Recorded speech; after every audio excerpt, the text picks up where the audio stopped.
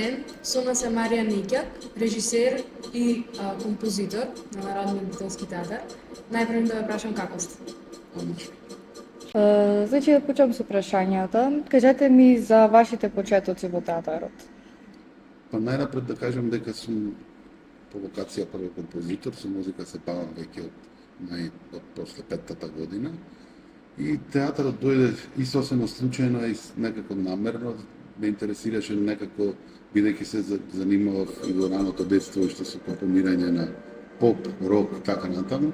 Секогаш ме интересираше нешто повеќе од тоа. Театарот беше место каде што се запознав со неколку чинители на театарот и неколку актери со кои што другарував најнапред, а потоа театарот стана мое место, односно тоа бифето, тајното место на кое што се среќаваме секогаш, веќе толку години. Стана место од кое што потоа стана и сцената, нели, такво едно место, една дневна соба во нашите животи, така да можеме да кажем словно дека цел живот сум врзан со театарот. Ми кажавте дека од мали нозе се занимавате со музика. Од каде е таа желба?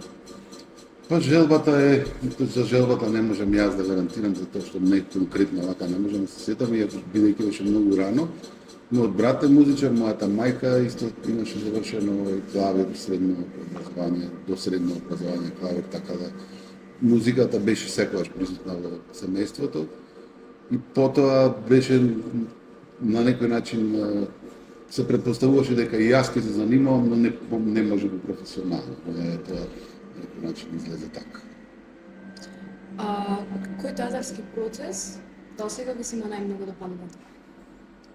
Добро, тоа е едно од најтешките прашања. Мислам, конкретен одговор не можем да ви дам. Што се однесува во Битолскиот театар, би сакал да напоменам дека јас сум скоро 30 години, работам тука, дека имало многу креативни, многу тешки, лесен, не се сеќам на ниеден лесен процес. Имало процеси во кои што сме учеле, бидејќи Битолскиот театар е уште од бивша Југославија лабораторија на некои се уште на некои млади и атрактивни режисери, кои што во регионот или надвор од регионот биле актуелни. Да го споменам Благој Стефановски, кој што имаше добар њук за такви режисери и ги носеше тука. Беше Битола последната железничка станица, после нас нема воз за Солун, да речеме, или за Тесалоники. Така да сите можда кога доаѓаат да режират си мислеат дека доаѓаат во некое место во кое што нема баш да имат очекувања, но Битолски театар потоа се отвори кон МЕС и кон сите фестивали во бивша Југославија и стана еден од најрелевантните и ден денес е така. Така да би одвоил, не би одвоил. Секој проект имате едно посебно искуство или едно неискуство, или сте виделе дека сте го поминале тоа и така натаму. Постојат драги луѓе на кои се сеќаваме, со кои што сме работеле. Вие сте исто така и режисер. Кажете ни за некој, ако можете да издвоите некоја омилена ваша представа. Во Битолски театар имам работено само 2 представи, бидејќи со режија почнав да се занимавам пред 10 години. Последна представа која што работевме од овогодијашниот Хамлет, Денот на убиствата. Едно прекрасно искуство со кое што мислам дека една представа која што остави впечаток и кај публиката, и кај критиката, и кај фестивалите, на кои досега барем сме биле, така да сметам дека вака еден проект исто така не би го заборавил ни Есенин, кој што беше пред, јас добро се сеќам, 7-8 години.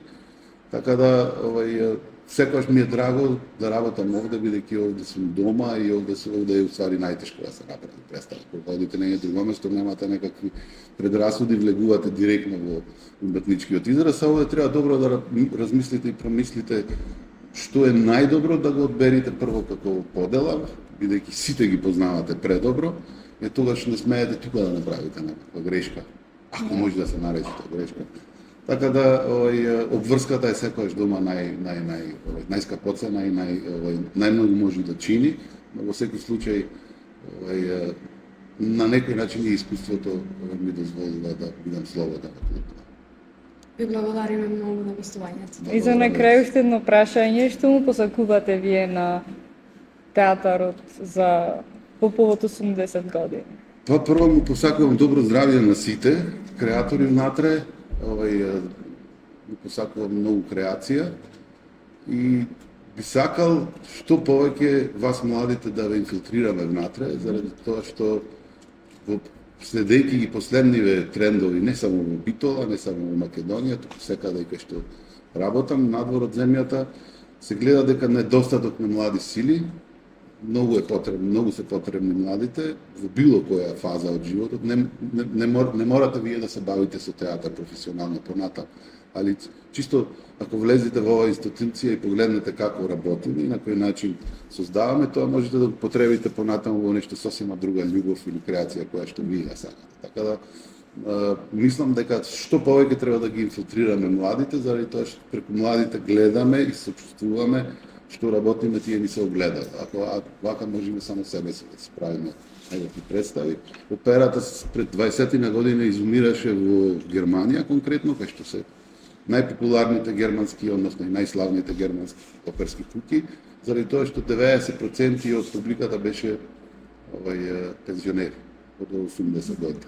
А потоа измислија некој нов начин, нов фестивал, опера Данген во Ротердам во Холандија, со помош на германски куќи, па почнаа да ја на некој начин да се создава некој нов стил на современа опера, во која што јас учествував на тие семинари и така натаму.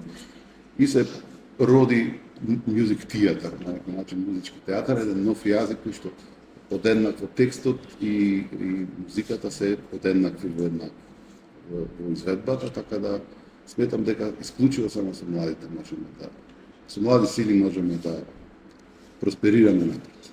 Благодариме. Така.